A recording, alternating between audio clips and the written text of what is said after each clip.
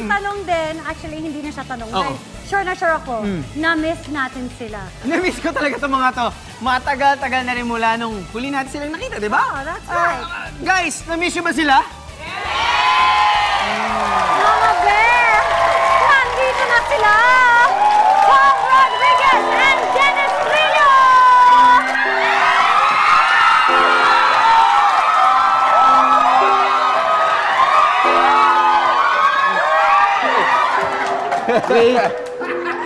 Wait. Uy, illegal pa to dito. Wait. Pwede bang my husband's lovers?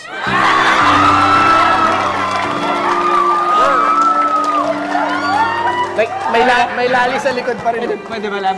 Yan sinasabi ko eh. Sabi ko sa'yo, talagang ganyan kadrama yung music natin. Ano, magkikiss ba sila? Guys, welcome to the show, please! Welcome! Yes! Tom Rodriguez!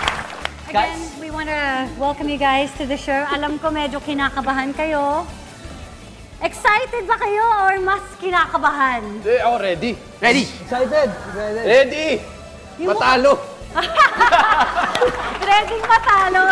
Alam mo, guys, hanggang ngayon, ramdam na ramdam pa rin. Di ba? Lahat ng tao pa rin, parang kapag nakikita kayo, parang wild! Gano'n. Yun! Pero ano pa, since then, nagkikita pa rin ba kayo or hindi na masyado? Basta na ipapaalam kay Carla. Yan. Kasi baka mahuli ulit kami ng ano eh.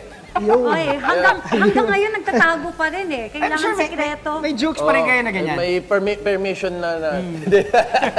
Eh, ang tanong ko naman, Dennis, si Jeneline ba na-inform na mag-guest ka dito? Oo naman.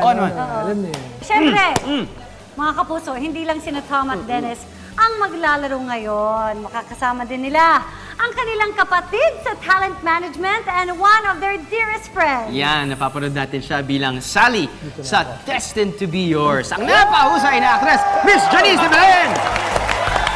Hello.